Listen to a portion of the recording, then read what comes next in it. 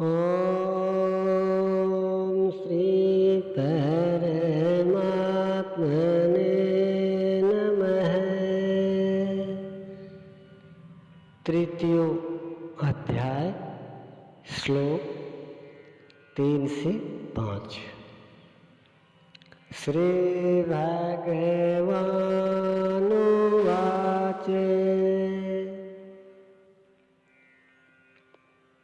लोकेऽस्मिन्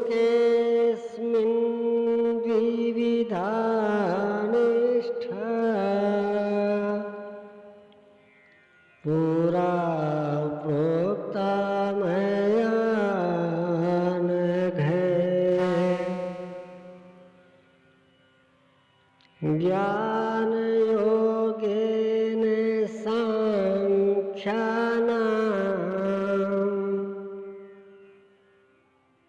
कर्मयोगेन योगिनाम्।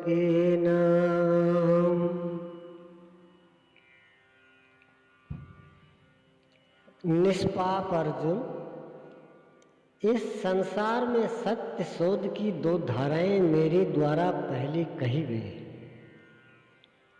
पहले का तात्पर्य कभी सतयुग या त्रेता में नहीं, बल्कि अभी जिसे दूसरे अध्याय में कह आए हैं। ज्ञानियों के लिए ज्ञान मार्ग और योगियों के लिए निष्काम कर्म मार्ग बताया गया। दोनों ही मार्गों के अनुसार कर्म तो करना ही पड़ेगा। कर्म अनिवार्य है। न कर्मणामनारम्भान्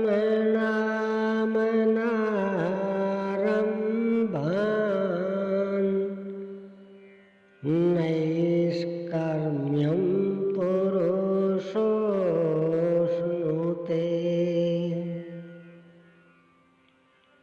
न च सन्न्यसनादेव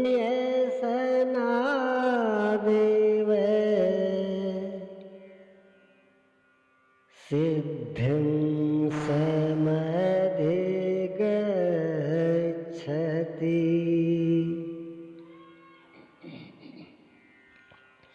अर्जुन, मनुष्य न तो कर्मों को न आरंभ करने से निष्कर्मता की अंतिम स्थिति को प्राप्त होता है और न आरंभ की हुई क्रिया को त्यागने मात्र से भगवत प्राप्ति रूपी परम सिद्धि को ही प्राप्त होता है।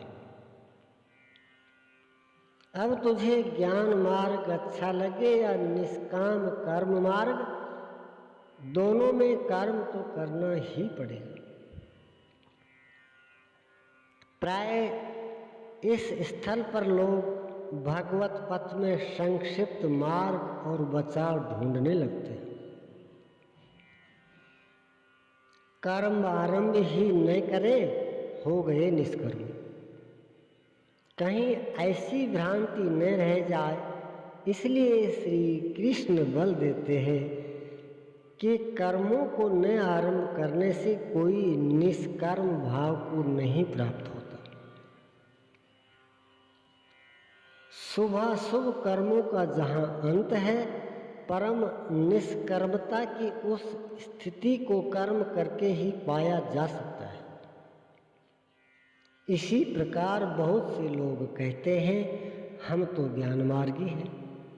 ज्ञान मार्ग में कर्म है ही नहीं, ऐसा मानकर कर्मों को त्यागने वाले ज्ञानी नहीं होते।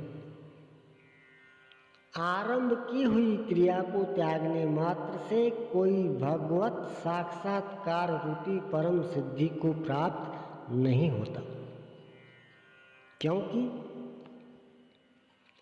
नहि कश्चित् क्षणमपि जातु तिष्ठत्यकर्मकृत्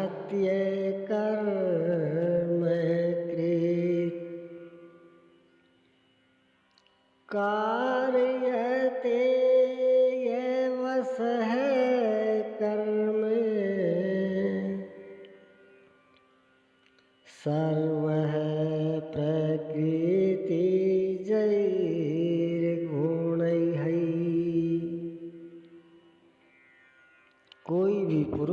किसी भी काल में क्षण मात्र भी कर्म किए बिना नहीं रहता, क्योंकि सभी पुरुष प्रकृति से उत्पन्न हुए गुणों द्वारा विवश होकर कर्म करते हैं। प्रकृति और प्रकृति से उत्पन्न गुण जब तक जीवित हैं तब तक कोई भी पुरुष कर्म किए बिना रह ही नहीं सकता। अध्याय 4 के 33वें और 37वें श्लोक में श्री कृष्ण कहते हैं कि यावन मात्र कर्म ज्ञान में समाप्त हो जाते हैं। ज्ञान रूपी अग्नि संपूर्ण कर्मों को भस्म कर देती है। यहाँ वे कहते हैं कि कर्म किए बिना कोई रहता ही नहीं। अंततः वे महापुरुष कहते क्या है?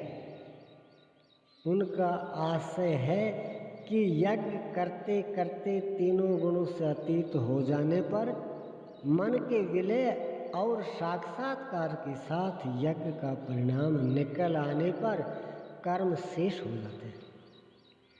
उस निर्धारित क्रिया की पूर्णता से पहले कर्म मिटते नहीं, प्रकृति पिंड नहीं छोड़ती। ओम श्री सद्गुरुदेव भगवान